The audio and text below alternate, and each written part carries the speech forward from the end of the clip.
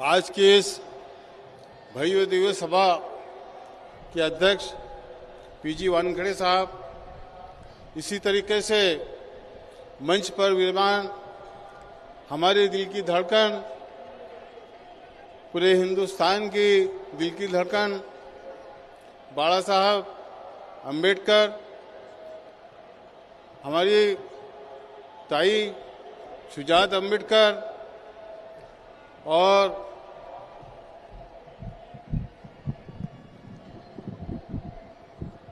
प्रदेश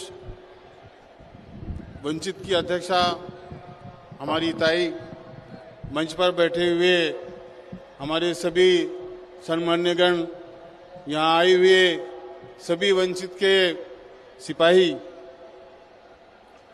मैं मेरा थोड़ा सा परिचय बता दूं कि मैं आज तक कांग्रेस में था। मैं बालापुर से का रहने वाला हूं, अकोला जिला के सभी लोग जानते हैं, मगर मैंने वंचित क्यों स्वीकारा, वंचित मैंने क्यों ज्वाइन किया, मैं आपको चंद जुमलों में बयान करूंगा क्योंकि वक्त की बहुत कमी है। मैंने देखा कि आज महाराष्ट्र में खास तौर से मुस्लिम को जो सत्ता में भागीदारी मिलना चाहिए वो हमको बिल्कुल नहीं मिल रही है। जब पार्लियामेंट के इलेक्शंस हुए तो एक भी मुसलमान को पार्लियामेंट का, लोकसभा का टिकट नहीं दिया गया। 48 में से सभी अदर कास्ट को दिया गया मगर मुस्लिम को नहीं दिया गया। उस वक्त बोला गया कि हम आपको आने वाली विधान परिषद में जगह देंगे, मगर हमने देखा कि जब विधान परिषद के इलेक्शन आए, जो कि एक सॉलिड सीट थी, हमारे पास कोटा था और 100% वहाँ पे मुस्लिम नुमाइंदा चुनकर आ सकता था, मगर हाँ बोलने के बाद भी उन्होंने वहाँ दूसरे को दिया।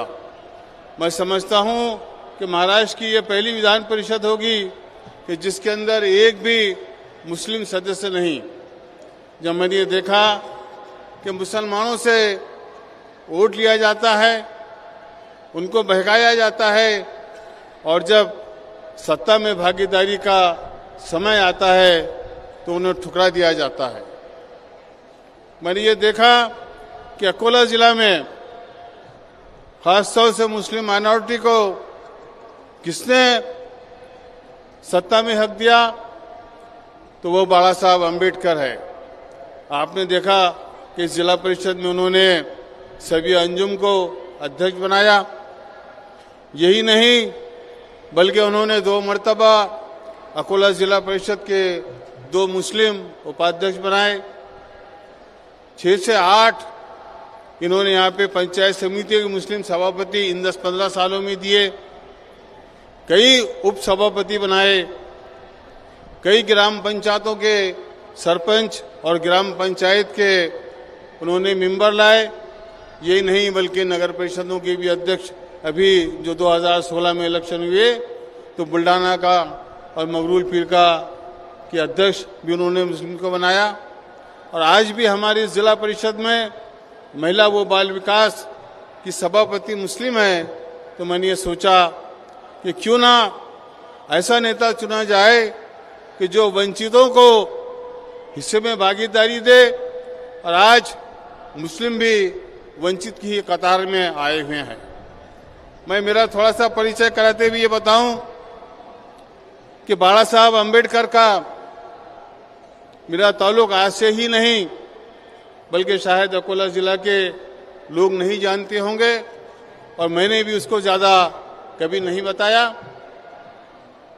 बाबा साहब अंबेडकर जिन्होंने कि इस देश का संविधान बनाया, वो संविधान सभा के अध्यक्ष थे और मेरे माताजी के सगे काका यानी मेरे नाना काजी करीमुद्दीन जो कि संविधान सभा के मेंबर थे और उन्होंने भी संविधान बनाने में बाबा साहब का साथ दिया।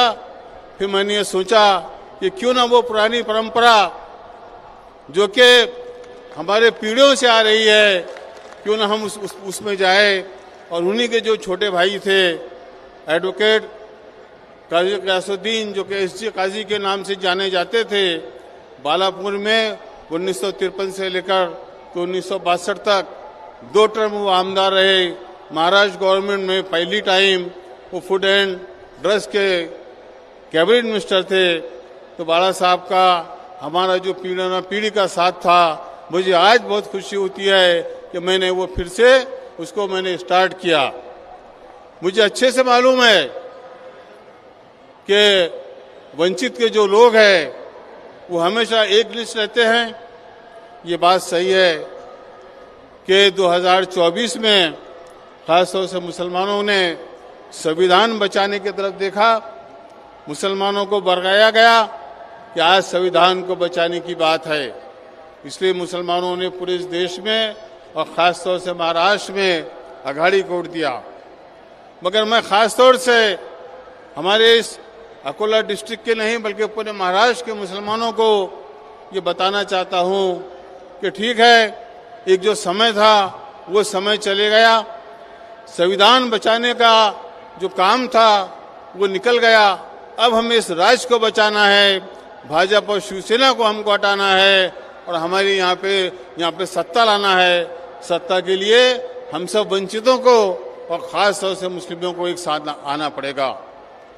मैं खास तौर से हमारे महाराष्ट्र की जो मुस्लिम संगठन है, खासतौर से जमीयत उलमाए हिंद है, चाहे वो अरशद मदनी साहब की हो, चाहे वो महमूद मदनी साहब की हो, मुस्लिम पर्सनल लॉ बोर्ड है, जमात इस्लामिया है, हमारी सुन्नी जमात है, ऐसे हमारे छोटे छोटे जो मुस्लिम संगठन है, मैं उनके सबसे अपील करता हूं कि उस पर सोचे कि आज महाराष्ट्र में हमको सत्ता में कौन ला सकता है, हमें हमारा बराबरी का हक कौन दे सकता है।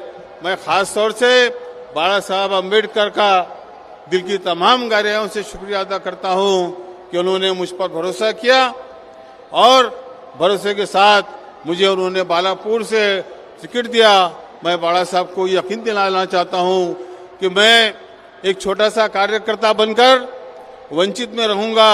आपके जितने लोग हैं मैं उनका पूरा काम करूंगा। मैं एक वंचित का यहाँ पर हमारे जितने भी मतदाता आए हैं, मैं इनसे कहता हूँ कि मैं आपका कोई नेता नहीं बनूंगा, बल्कि मैं आप ही का कार्यकर्ता बनूंगा, आपका छोटा सा कार्यकर्ता बनूंगा। और आपसे ये विनती है कि आने वाले इलेक्शन में आप मुझे भरपूर साथ दें। वक्त की कमी है, इसके बाद में और मैं बोलूँगा। फिर से मैं वंचित का और आयोजकों का शुक्रिया अदा करते हुए मेरे 2 लफ्ज खत्म करता हूँ। जय हिंद, जय महाराष्ट्र, जय भीम।